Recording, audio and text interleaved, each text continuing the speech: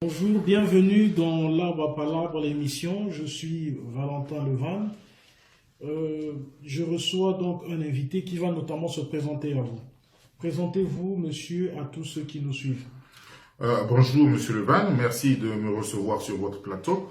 C'est un plaisir particulier et pour vos auditeurs et téléspectateurs, je suis Brice Gomain, ministre d'État, ministre en charge du département de la Défense et des ex-combattants du gouvernement du Conseil national de libération du Congo. Mais ceux qui nous suivent aimeraient bien savoir quel est le rôle que tu occupes notamment dans le gouvernement national de la libération du Congo. Et comme je disais, je suis le ministre en charge du département de la Défense, ce qui sied très bien avec mon background parce que je ne l'ai certainement pas dit, mais en termes de background, j'ai un background militaire, mais bon, Mais on ça aimerait c'est une savoir, partie. le background c'est quoi? On aimerait savoir. Le background, c'est la formation depuis le tendre âge de 11 ans. Je suis entré dans l'apprentissage du maniement d'armes et des stratégies militaires, et j'y suis resté jusqu'en 97. Alors, c'est ça mon background. Vous êtes l'armée de terre, l'armée de l'air? Je suis de la marine, qui est une branche des 3 armes que nous avons au pays. Et ben voilà. Mais en tant que ministre de la Défense du Conseil national de la libération du Congo, on aimerait savoir quels sont vos moyens d'action. Les moyens d'action, ici, il faut d'abord relever, montrer aux gens que nous sommes un outil de combat. Nous sommes un outil de combat parce que vous n'êtes pas sans oublier que le Congo vit depuis 20 ans et plus maintenant l'une des pires, j'allais dire catastrophes, mais l'un des pires systèmes qui puissent être au monde. Quand vous regardez partout sur les chaînes internationales, vous savez qu'on est en train de parler du Congo comme étant un pays sous un système autoritaire. Et parce que nous sommes sous un système autoritaire, il va falloir que nous puissions nous en débarrasser. Nous sommes donc organisés comme gouvernement pour pouvoir faire face non seulement à ce déni de droits de l'homme que subissent tous les Congolais, mais aussi et surtout à faire partir tous ceux qui sont responsables de cette dictature, et en plus, surtout, à remplacer. Nous sommes appelés à remplacer ces gens-là. Oui, vous parlez qu'il faut combattre la dictature. Vous êtes appelés à remplacer ces gens-là. Mais aujourd'hui, on constate dans la diaspora, votre gouvernement est beaucoup critiqué. Qu'est-ce que vous pouvez répondre à cela? Parce que, qu'on le veut ou pas, il y a eu beaucoup de gouvernements et on aura peut-être d'autres après. Mais vous êtes quand même un gouvernement qui s'est distingué. Et on aimerait savoir comment vous supportez le poids de ces critiques. Parce qu'aujourd'hui, ça part de tous les côtés. C'est tout le monde qui vous critique. Comment vous vous sentez? Merci, Monsieur Levan, pour ce que vous dites en termes de distinction, que nous nous soyons distingués. Cela prouve à suffisance que ce que nous ne faisons pas des choses par hasard. Mais il y a une chose que j'aimerais dire ici pour commencer. Nous sommes censés être en démocratie. Et la démocratie, c'est le meilleur système qui puisse aller avec la multitude. Nous sommes 5 millions de Congolais. Est-ce que votre gouvernement est pour la division ou pour l'unité? Nous sommes 5 millions de Congolais, je disais. Nous n'allons pas, tous les 5 millions de Congolais, diriger le Congo. Et donc, nous faisons, par le truchement des élections, nous faisons comme un appel d'offres pour dire quel est le meilleur d'entre nous qui a le plan pour avancer le Congo, pour faire développer le Congo, pour le sortir du marasme dans lequel nous sommes. Et nous donnons nos voix à une personne. Chaque Congolais, nous sommes tous égaux devant la loi. Nous avons tous une voix. Aucun Congolais ne vote 2 fois si ce n'est de la tricherie.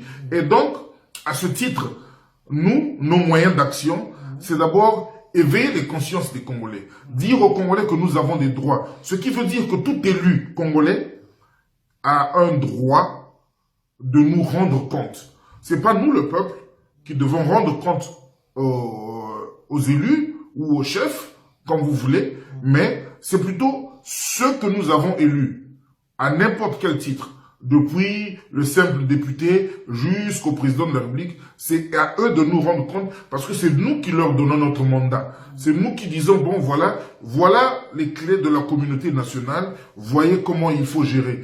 Et c'est à eux de venir vers nous pour nous dire, bon, vous m'avez donné votre mandat, voilà ce que j'en ai fait, voici ce que j'en ai fait. J'ai pas été capable d'aboutir à avoir un contrat avec le FMI pendant 2-3 ans et j'ai pas pu faire ceci, j'ai pas pu vous ramener de l'eau, je n'ai pas pu vous mettre l'électricité, je n'ai pas pu vous mettre ceci et j'ai divisé votre pays sur des bases qu'il connaît. Et à ce moment-là, nous allons voir qui d'autre va venir.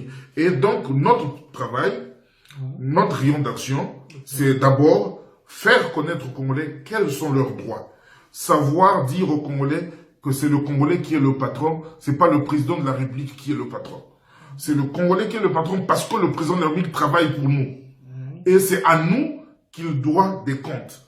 Et si, en milieu de contrat, parce que le contrat que nous signons, c'est pour 5 ans, et si au milieu de contrat, nous nous rendons compte que l'homme ne fait pas son travail, il nous revient de décider de nous mettre dehors. Si nous nous rendons compte que les gens qui ont travaillé pendant très longtemps pour le Congo n'ont pas leur argent de retraite, si nous nous rendons compte que nos enfants qui sont allés étudier ici et là n'ont pas leur bourse, si nous nous rendons compte que l'eau que nous avons demandée ne coule pas au robinet et que tout ce que nous voyons, c'est, on a fait certainement des puits au Congo pour puiser l'eau qui coûte le plus cher du monde, plus cher même qu'au Niger, qui est un pays désertique.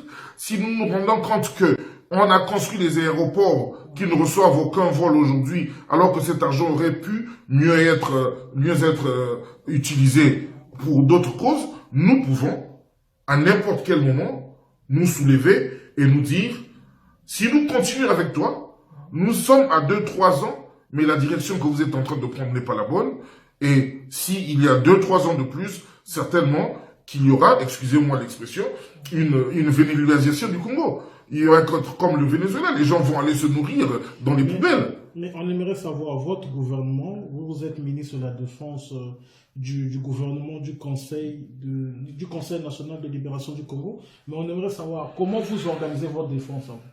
Notre défense, étant donné, nous avons la structure d'un shadow cabinet. Un shadow cabinet, c'est un shadow cabinet. Nous sommes dans l'opposition, non pas seulement pour critiquer, mais nous avons des propositions.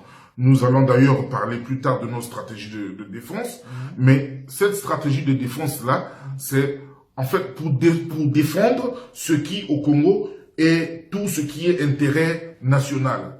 Là où les centres d'intérêt nationaux, c'est ça la défense des intérêts. Et donc, si un jour, l'intérêt national est menacé, par exemple, par un virus, Ebola, et nous allons, dans notre stratégie de défense, faire face à ce virus-là. Mais vous savez qu'avec le 21e siècle, les conflits, c'est pas seulement un État qui vient attaquer avec armes un autre État. Aujourd'hui, il y a les cyberattaques. Aujourd'hui, il y a les gens qui viennent se faire bombarder. J'ai même pas envie de citer les noms de ces organismes, de ces organisations-là. Donc, ça peut être une organisation qui vient s'attaquer à nous. Et donc, nous avons des défis spéciaux du 21e siècle, et en face de ces défis, nous allons à préparer ce que nous avons comme moyen pour faire face à ces nouveaux défis qui sont apparus et continuer à vivre dans la communauté des nations. Mais est-ce que vous ne pensez pas que votre gouvernement représente aussi une menace ou un danger pour le peuple congolais, puisque dans votre gouvernement, il y a des gens qui notamment traînent des casseroles, qui notamment ont des problèmes avec la justice, que vous avez accepté être dans votre gouvernement. Est-ce que vous ne trouvez pas cela problématique pour le combat que vous menez pour la libération des Congolais? Bon, mais pour commencer, quand quelqu'un traîne des casseroles avec la justice, il y a un principe de droit qui dit que jusqu'à ce que la personne n'est pas condamnée, la personne est censée être, comment dire, tant que la personne n'est pas condamnée, la personne est censée être écoutée. On va l'écouter et elle va venir expliquer quels sont les problèmes. Donc la justice peut vous appeler, mais si la justice ne vous a pas condamné, il n'y a malheureusement pas de problème. Votre Premier ministre a été condamné. Oui. Dans un procès. Bon, ce procès-là, c'est un procès, je ne veux pas rentrer dans les détails de ce procès, mais ce procès, c'est un procès de personnes. C'est pas un procès qui répond au droit, parce que je crois savoir que la base de l'accusation de M. Mokoko, comme vous dites, la base de l'accusation de M. Mokoko, c'est une vidéo qui avait été vue sur les réseaux sociaux depuis 2007. Mais parce que M. Mokoko est venu se présenter comme candidat et on a pensé qu'il fallait à ce moment-là le condamner pour le punir d'avoir trahi le fait qu'il ait été conseiller de M. Sassou, et donc le Premier ministre qui était avec lui est rentré dans cette histoire. Mais vous savez avec moi que le Premier ministre était à Brazzaville peu avant le procès. Il est parti, il en est sorti, ils auraient pu l'arrêter, pourquoi ils n'ont pas arrêté? Et donc ce procès, ce n'est pas un procès... cette justice-là, c'est une justice à 6 vitesses, si je peux dire. Ce n'est pas une justice, la justice n'est pas respectée. Et l'une des raisons, je crois que vous recevrez un jour le ministre en charge de la justice, qui est lui-même le Premier ministre, qui vous expliquera en long et en large comment dealer avec ces choses-là. Et la justice congolaise, malheureusement aujourd'hui, n'est pas libre. La justice congolaise n'est pas libre, cela vient notamment de votre parlotte, mais on aimerait savoir, est-ce que l'armée congolaise est libre? L'armée congolaise, vous allez peut-être être un peu surpris, pour l'instant, n'existe pas. Pourquoi?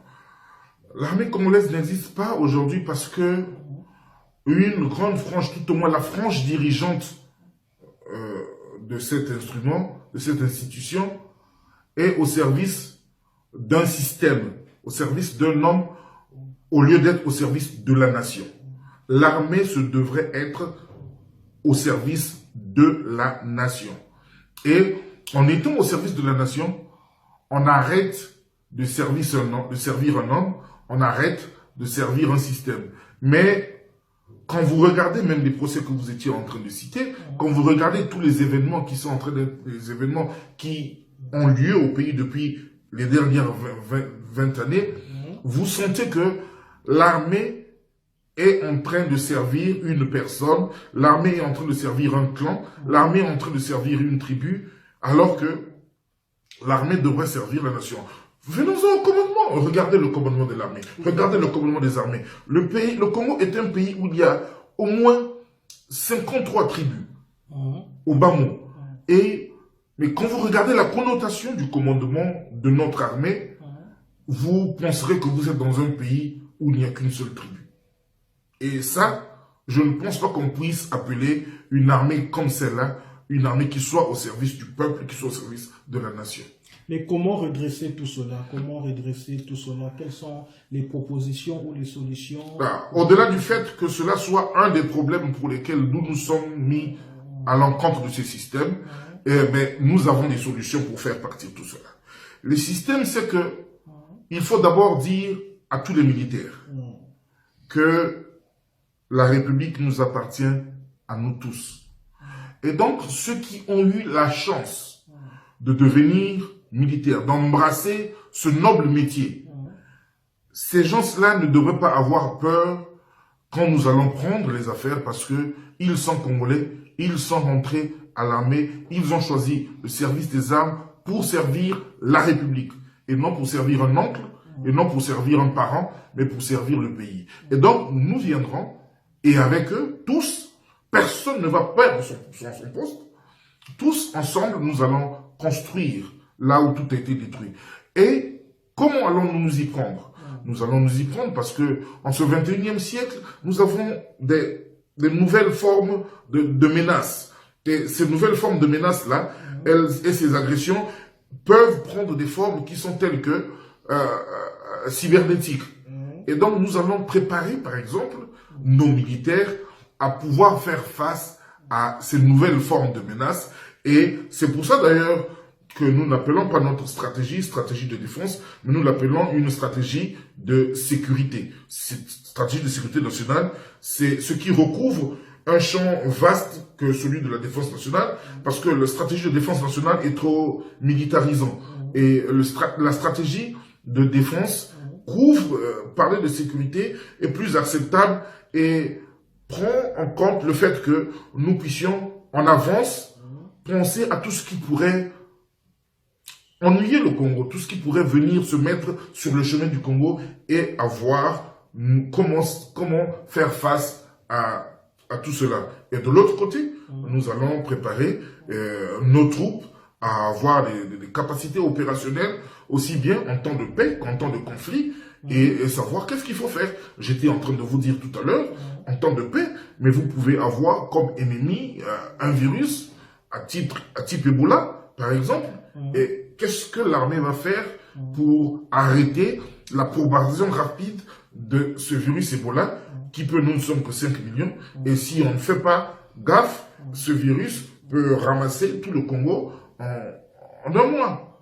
Et voilà comment nous allons faire. Donc c'est pas en instruisant les militaires, nous allons d'abord venir, la première chose que nous allons faire, c'est recenser tous ceux qui sont dans l'armée, et dans ce recensement-là, nous allons évaluer les connaissances de tous et de chacun. Et au-delà de ça, il y aura une mise à jour. Une mise à jour en termes de technologie de ce jour. Une mise à jour en termes de ce dont nous avons besoin pour notre défense. Et en plus, il y aura une mise en place d'une commission chargée de rédiger un livre blanc de défense et de sécurité, qui donnerait place à une loi de programmation militaire multi-annuelle. Ça veut dire que ça ne va pas se faire en une année, ça va se faire en 2, 3, 4, 5 années, mais cela avec une programmation certaine. Et cette programmation va regarder tous les aspects qui vont être couverts. Entre-temps, nous allons donc, comme je disais, savoir combien nous sommes, que faisons-nous. Et il y a un taux d'illettrisme dans l'armée que nous devrons combattre et relever ce taux d'illettrisme-là, faire de sorte qu'aujourd'hui, vous savez que le Congo, par exemple, seul ne peut pas se battre contre le terrorisme international. Et si le Congo doit se battre contre le terrorisme international, ça va être avec la coopération des pays qui veulent bien, mais on n'ira pas envoyer dans cette coopération des agents, des soldats qui ne peuvent pas traiter avec leurs confrères des autres armées. Et donc, on va élever le niveau de nos soldats de sorte à être à même de négocier avec les autres et d'être efficace dans cette lutte contre le terrorisme et dans ces luttes contre la cybernétique et toute attaque cybernétique qui peut arriver. Et voilà comment nous allons... Mais on aimerait aussi savoir, parce qu'il ne faut pas se voiler la face, au Congo se pose aussi le problème des miliciens.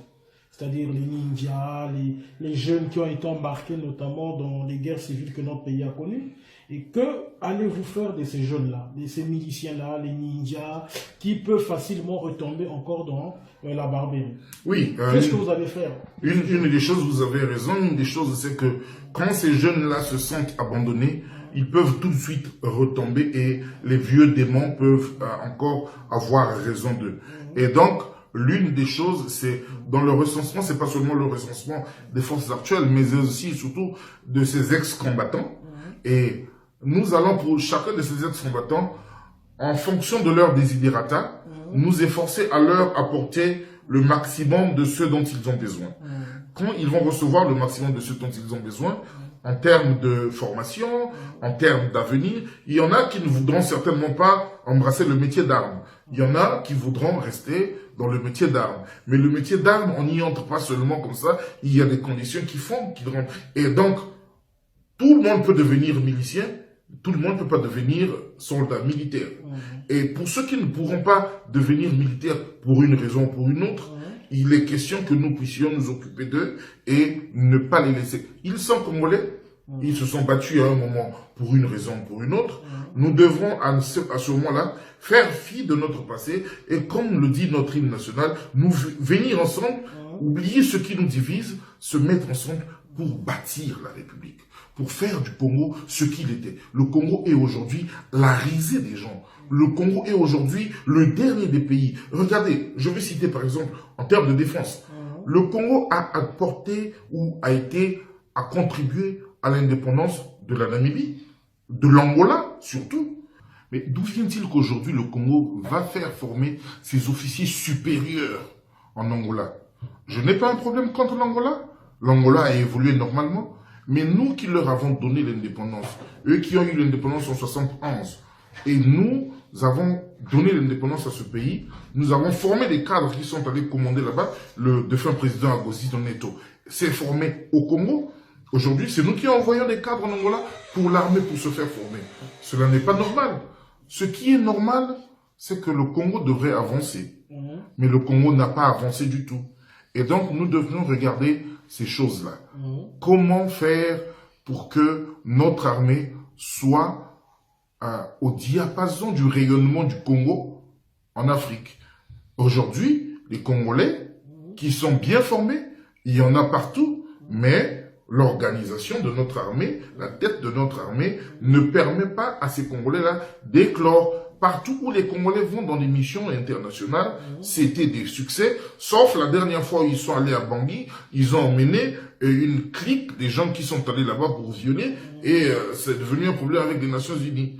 Mais les militaires congolais, regardez ce qu'ils sont allés faire au Tchad, regardez ce qu'ils sont allés faire au Rwanda, ça a toujours laissé de notes positives. Et donc, c'est tout cela que nous allons regarder, c'est tout cela que nous allons adresser avec d'autres choses intérieures. Je vais en parler tout à l'heure. Comment reformer l'armée, comment tirer les leçons, par exemple, de ce qui s'est passé à Pila. Parce que nous avons des casernes qui sont dans le centre de la ville, au milieu des populations, et quand ce qui est arrivé à Pila dernièrement, mais malheureusement, ça a tué des populations. Et donc, nous allons transférer, nous allons enlever toutes ces casernes qui sont au milieu de la population et les relocaliser, faire créer de nouvelles casernes où les militaires iront vivre. Et il y aura aussi une autre chose. À Brazzaville, vous arrivez à Brazzaville, vous êtes comme si vous êtes dans un pays en guerre. Même dans les pays en guerre, vous ne croisez pas autant de militaires en tenue et en armes. Mais à Brazzaville, vous ne pouvez pas faire 2 heures sans croiser un soldat en tenue. Vous pensez que cela nuit notamment à la sécurité du pays parce que... Oui, cela nuit à la sécurité du pays. Pourquoi? Parce que toute personne qui se met en tenue et la tenue, certains, ils utilisent la tenue comme si ils ont droit de vie et de mort sur les civils. Et à ce moment-là, ils utilisent leur tenue pour faire ce qu'ils veulent. Mais quand ces gens-là vivent, on nous prend les soldats, on les met en caserne, et le soldat qui sort, c'est avec permission, et quand il est sorti, ben, on sait qui était à tel point, qui a causé tel dégât, ben, on n'aura pas tous ces petits problèmes-là. Et donc, il n'y aura plus de militaires en tenue à des heures indues dehors. Les militaires vont vivre en caserne jusqu'à ce qu'ils aient leur retraite. Et quand ils vont prendre leur retraite, ils vont rejoindre la vie civile. Mais pendant qu'ils sont en service, ils vont habiter dans les casernes qui vont être disséminées à travers la République sur un plan que l'on ne peut pas discuter ici parce que vous savez, ça c'est des secrets défense. Mais à ce moment-là, nous allons remettre là-bas. Et même les militaires mariés vivront dans les casernes. Les militaires mariés vivront dans les casernes. Les militaires, il y a dans les camps des maisons des mariés, des maisons des célibataires, des maisons des officiers supérieurs, des maisons d'hommes de troupes, des maisons de sous-officiers. Et c'est donc un grand programme de construction. Et ce programme de construction-là, il va donner lieu à d'intendance qui va faire il va falloir déplacer les troupes d'une place à une autre en fonction des besoins du moment, mais il va aussi falloir nourrir pour ceux qui vont être, bon, il y a des expressions militaires que je ne peux pas utiliser ici pour me faire comprendre aux autres, les gens qui vont être nourris par l'armée. Et donc, le service, même pour la nutrition des militaires dans les casernes, va reprendre et on va mieux les nourrir qu'ils ne le sont aujourd'hui. Il n'est pas surprenant aujourd'hui de voir des militaires qui vendent des boîtes de sardines dehors parce que et cette proximité des civils et des militaires entraîne de tels comportements. Et quand on va remettre les militaires dans leur camp, on va voir, il y aura toute cette différence-là. Et parce que les militaires auront leur camp, les militaires auront leur caserne, ils auront aussi, là où nous allons les affecter, ils auront aussi leurs hôpitaux. C'est pas ce qu'est devenu l'hôpital militaire aujourd'hui, où tout le monde peut aller, mais des hôpitaux destinés aux militaires et à leurs enfants, parce qu'ils habitent dans leur caserne, et ils vont aller dans ces hôpitaux-là. Et tout ça, on a besoin d'effectifs, on a besoin de recenser qui est qui, combien de médecins avons-nous, de combien de médecins avons-nous besoin, de sorte que depuis la programmation, depuis la classe de terminale, nous savons que dans 5 ans, nous aurons besoin de 22 médecins. On envoie 22, 23 médecins en formation pour ne pas qu'on tombe dans les situations que nous tombons, dans lesquelles nous tombons aujourd'hui, où vous envoyez des enfants étudier et bon, au milieu de la formation, on vous renvoie 140 au Congo sur des raisons fallacieuses parce que ces enfants-là ont réclamé leurs droits. Il y a des choses à faire et beaucoup de choses à faire et nous allons les faire justement dans ces choses-là, quand on va refaire l'armée. Et comme je disais, la mise à niveau général des troupes et l'adaptation aux nouvelles technologies, ça aussi, c'est vraiment nécessaire. Parce qu'on ne peut pas faire face aujourd'hui aux nouveaux conflits et ne pas être à même de manipuler les nouvelles technologies. Mais quand il n'y a pas de conflit, quand on est en temps de paix, l'armée devrait aussi servir à quelque chose. Si vous... Comme à quoi, par exemple? Comme à quoi? Vous connaissez le célèbre boulevard des armées. Oui, vous savez que il s'appelle pas. Pourquoi il s'appelle boulevard des armées? Il s'appelle boulevard des armées parce que il a été construit par le génie militaire. Il a été conçu par des militaires. C'est l'une des rares avenues de Brazzaville qui ne présente pas de trous. C'est l'une des rares avenues de Brazzaville qui, depuis sa construction, est restée constante. Et bien, toutes les autres avenues, quand vous les construisez, bon, 2-3 mois après, il y a des trous, il y a des nids de poules. L'armée va aussi intervenir si l'intérêt de la nation, ce sont les routes. L'armée, avec son génie, au-delà de la construction des casernes que nous allons lui confier, va aussi intervenir dans la construction des routes. Que ce soit des routes secondaires, que ce soit des routes primaires, en fonction des capacités de l'armée, de ses capacités opérationnelles. Nous allons mettre des militaires sur la construction de ces routes qui vont d'ailleurs nous coûter moins cher, parce que si vous regardez le prix de la route Brazzaville-Pointe-Noire, je vous assure, si les dépenses qui ont été faites dans le Mayom peuvent être justifiées à cause du relief du Mayom, mais entre Brazzaville et Dolisie, c'est un terrain quasi plat, mais je vous apprends que c'est l'une des routes les plus chères du monde au kilomètre carré, au kilomètre goudronné plutôt. Et ça, on ne peut pas accepter ça. Ce sont ces choses-là qui font que nous avons, dans notre gouvernement, des gens qui sont en train de s'enrichir, passent des marchés de gré à gré. Nous qui avons la chance d'être en Europe, je maîtrise pas la parole pendant longtemps, mais nous qui avons la chance d'être en Europe, un jour, au Portugal, il y a eu une enquête. Ils ont appelé ça Route de Atlantico. Et une enquête qui était proprement portugaise. On se rend compte que dans cette enquête portugaise, on est allé découvrir un certain monsieur José Vega qui dit que l'argent qu'il a, il l'a eu en Afrique, spécifiquement au Congo. Et parce qu'il a eu cet argent au Congo, il ne pensait pas que les autorités portugaises devraient pouvoir avoir l'œil dessus. Et à l'occasion, il est allé déposer de l'argent cash dans une maison qui avait été achetée par un ministre congolais. Et cet argent-là, aujourd'hui, est dans les mains de l'État portugais. Ce même José Vega est le monsieur, l'intermédiaire, qui a acheté la villa de mademoiselle, la fille de l'enfant du président, aux États-Unis. C'est lui qui est l'acheteur de ça. Et ce même José Vega, c'est le monsieur qui a construit les puits d'eau, les points d'eau les plus chers du monde, plus chers qu'au Niger, je disais, et qui a construit les hôpitaux à qui on a donné 12 hôpitaux. Il a construit 12 hôpitaux sur toute la République, mais ces 12 hôpitaux-là, aujourd'hui, aucun d'eux n'a pris fin. Aucun. Tous ces hôpitaux ont tous commencé, aucun de ces hôpitaux. Pourquoi on n'a pas commencé hôpital par hôpital?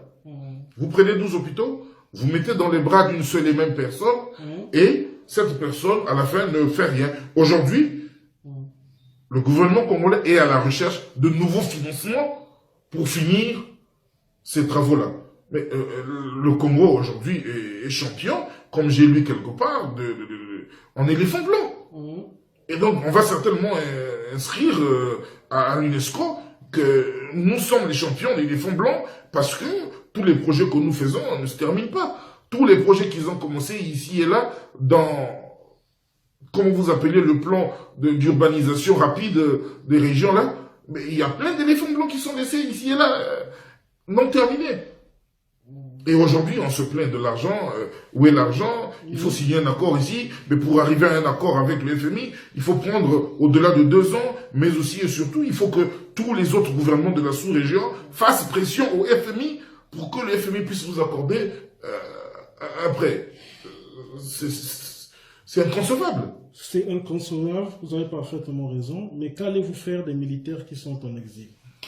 Alors, les militaires qui sont en exil, pour commencer, j'aimerais d'abord dire merci. Nous avons lancé un appel de recensement à tous ceux qui sont en exil, et non seulement les militaires, mais les ex-combattants aussi. Et tous ceux qui sont en exil, ils sont en train de répondre massivement. Nous en sommes aujourd'hui à plus de 300, et vous ne pouvez pas imaginer, moi je ne savais pas que nous avions des militaires congolais qui sont en Nouvelle-Zélande. Vous ne pouvez pas imaginer qu'il y a des militaires congolais qui sont en Israël. Vous ne pouvez pas imaginer qu'il y a des ex-militaires congolais qui sont vraiment disséminés à travers le monde. Donc nous disons déjà merci à tous ceux qui se sont inscrits. Nous relançons l'appel à tous ceux qui, à travers le monde, qui ont à un moment ou à un autre travaillé pour les forces armées congolaises, de s'inscrire sur notre site. Si vous vous rapprochez de notre site, vous verrez l'adresse et inscrivez-vous. Et cela seulement parce que quand nous allons reprendre les choses, nous avons besoin, pour ceux qui seront encore en âge de réintégrer l'armée, nous allons faire une reconstitution de carrière. Même pour ceux qui iront en retraite. Vous avez droit à aller à la retraite, mais avec une reconstitution de carrière. Si vous devriez aller à la retraite adjudant et que vous avez fui ce pays-là comme sergent, tout ça c'est votre droit. Vous n'avez pas fui parce que vous vouliez venir rester sur les Champs-Élysées, mais c'est parce que vous aviez un problème, vous n'aviez pas de sécurité chez vous. Et nous allons regarder tout cela. Tout cela fait partie de l'apaisement dont nous avons besoin pour construire et bâtir une république qui soit rayonnante et qui retrouve ses lettres de noblesse.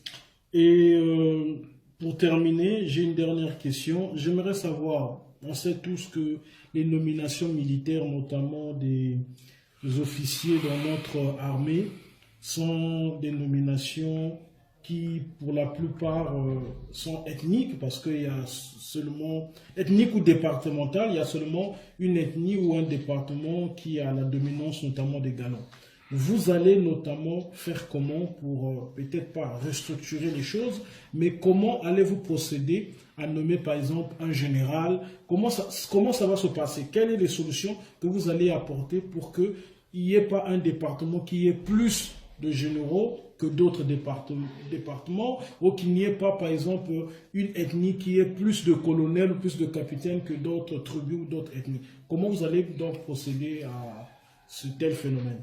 Bon, la première chose que l'on doit savoir ici, c'est que les militaires ne sont pas syndiqués. Les militaires n'étant pas syndiqués, on ne devrait pas pouvoir faire face à des comportements du genre que notre région a beaucoup plus de généraux que l'autre. Parce que pour être nommé général, cela va du chef militaire, du commandant des armées en place, qui personnellement nomme au galon de général qui il veut. Tout colonel, même un colonel qui a été nommé colonel il y a 2 heures, peut devenir général. Mais nous ne faisons pas la course aux généraux, sinon on va avoir une structure militaire en pyramide renversée.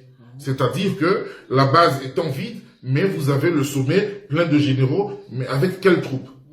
Et donc, ceux qui ont été nommés généraux, ben, c'est tant mieux pour eux, la République va assumer. La République va assumer, mais la République va aussi penser qu'il y a un besoin d'équilibre. Il y a un besoin d'équilibre, il y a un besoin de mérite. Déjà, pour arriver colonel, n'arrive pas colonel qui le veut. Et donc, en respectant ces critères, les militaires eux-mêmes, tous les généraux qui étaient là depuis longtemps, il n'y a pas de problème. Quand le président Lissoubé est arrivé, il a essayé de rééquilibrer en nommant des généraux dans toutes les régions. Vous aviez à Yayen, dans la Likwala, vous avez dans le Kouilou, le médecin militaire Tchitchelé, vous aviez... Donc, vous voyez, on a comme équilibré. Vous aviez dans le Niari, le général Mabika, vous aviez le général Mayoulou qui a été nommé, le général... Donc, tous ces généraux-là ont été nommés pour essayer d'avoir des généraux non seulement disséminés sur la base des régions, mais aussi et surtout en prenant source de leur poids militaire, de leur expérience. Mais malheureusement, il y a des généraux, comme nous avons pu le voir, qui ne sont pas capables de s'exprimer devant les gens. Exactement. Nous allons éviter, parce que cela ne salit pas seulement que l'armée, mais cela salit aussi les gens qui les nomment. Et nous allons, le dernier grade de l'armée normalement serait colonel. Quand vous êtes arrivé colonel, vous avez beaucoup fait pour votre pays, et que les autres pensent que vous pouvez arriver général. Votre chef pense qu'il peut vous élever au galon de général, mais cela arrivera. Mais le Congo est l'un des rares pays où le système qui nous dirige aujourd'hui a fait que le point de vue d'un citoyen dépende de ses origines. C'est-à-dire que quand vous dites une chose, on va demander, mais y est pas où tu habites. Comme si la justesse de mon point de vue dépendait de mes origines. Mais ce que je dis, si c'est juste, la vérité est unique. La vérité ne devrait pas pouvoir dépendre de mon lieu de naissance ou du lieu de naissance de mes parents, mais la vérité devrait être unique et on devrait pouvoir faire les choses pour construire le pays sur la base de la vérité. Le slogan qui est à la mode au pays aujourd'hui, c'est quoi? C'est, comment disent-ils? Congo avançant, je sais pas. Allons seulement jusqu'à l'émergence. Oui. Congo émergent jusqu'à 2025. Mais si vous ne mettez pas au milieu de cette procédure les hommes, si vous ne mettez pas au niveau de ce désir d'émergence l'homme congolais, où allons-nous? Cette émergence n'arrivera jamais. Vous êtes resté au pouvoir à un moment où le Congo a été plus riche qu'il ne l'a jamais été de toute son histoire. Combien d'écoles ont été construites au Congo? Zéro. Une école a été construite parce que le 4 mars a détruit une école à Wenze, là-bas à Mpila, et ils ont construit une école digne d'aujourd'hui. Mais si vous regardez à côté, regardez le Rwanda, si vous regardez le Doing Business, le programme Doing Business aujourd'hui, le Congo est à combien de listes derrière le Rwanda? Nous sommes 180e, alors que le Rwanda est 25e. C'est pas possible.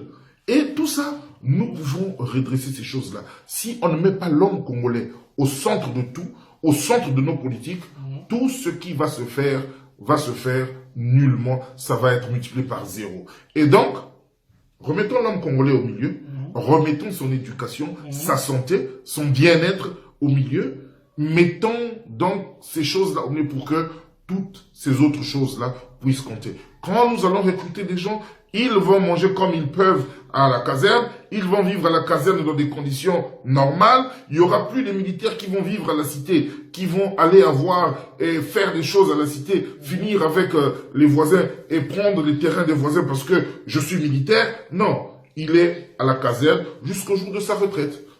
Et voilà comment nous allons rebâtir ce pays-là, en mettant l'homme congolais au milieu, mais l'homme congolais indistinctement de ses origines. Aujourd'hui, on ne peut pas dire une chose sans pour autant que les gens demandent « Oh, mais qui parle là-bas? C'est lui, mais il vient d'où ?» Est-ce que ce que je dis veut dire que le Congo n'a pas fait 2 ans et demi, 3 ans pour négocier un accord avec le FMI?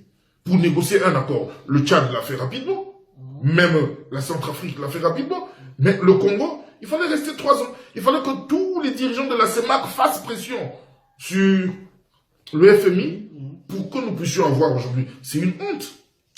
Donc, c'est une honte, tout ce qui se passe de mauvais dans notre pays. Mais quel serait votre mot de la fin? Mon mot de la fin, c'est pour m'adresser aux Congolais.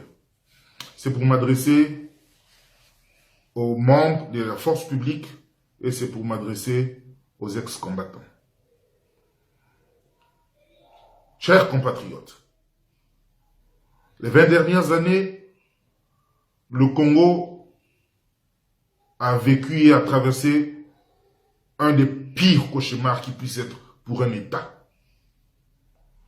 Si nous continuons ainsi, le Congo va être la risée de toute l'Afrique et par-delà du reste du monde. Il nous revient, à nous Congolais, de prendre conscience de ce que nous voulons de notre pays. très chers Congolais, au-delà de nos appartenances politiques, géographiques, nous n'avons qu'un seul pays.